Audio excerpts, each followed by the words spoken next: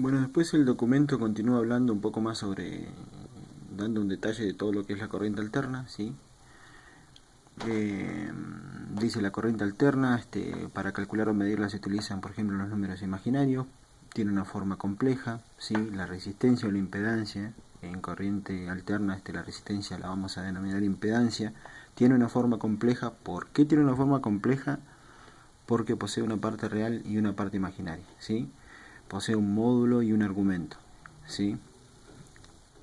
Después continúa describiendo lo que sucede en los conductores. Dice que los conductores eléctricos, por ejemplo, están caracterizados por la impedancia, por su impedancia, que es la resistencia que presentan al paso de la corriente alterna, y dependerá de valores como, por ejemplo, valores de cada componente, porque puede ser una bobina, un capacitor, y de la frecuencia de la instalación, ¿sí?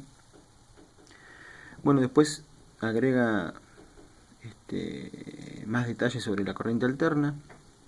Dice que la corriente alterna, por ejemplo, tiene valores instantáneos, valor pico, tendrá a ser el máximo, valor medio, ¿sí? Bueno, dice que en la actualidad la mayoría de la energía eléctrica se transporta en corriente alterna, ¿sí? Y sigue detallando un poco más lo que tiene que ver con la corriente alterna. Esta parte de acá abajo, por ejemplo, dice, por ejemplo, los efectos que producen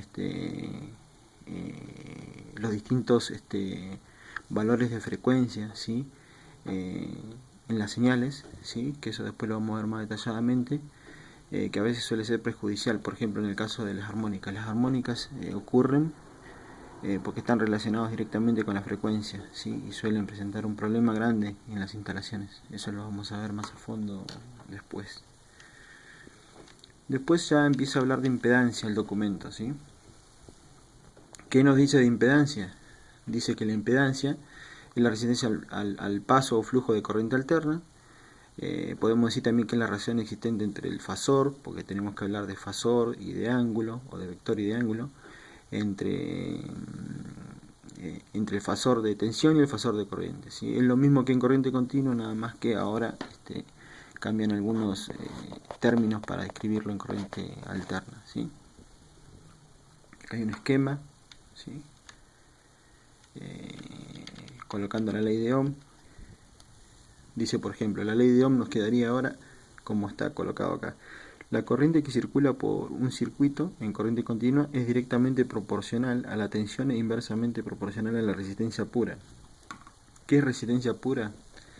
Eso lo vamos a ver un poquito más abajo, ¿sí? Acá aclara, vuelve a hacer este hincapié o a remarcar el tema de que tenemos que calcular fasores y ángulos, ¿sí?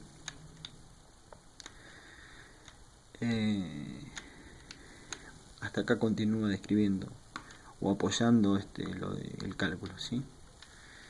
Y después acá ya comienza a describir lo que es resistencia pura, lo que sucede en un circuito cuando en corriente alterna cuando tenemos una bobina, un capacitor, ¿sí?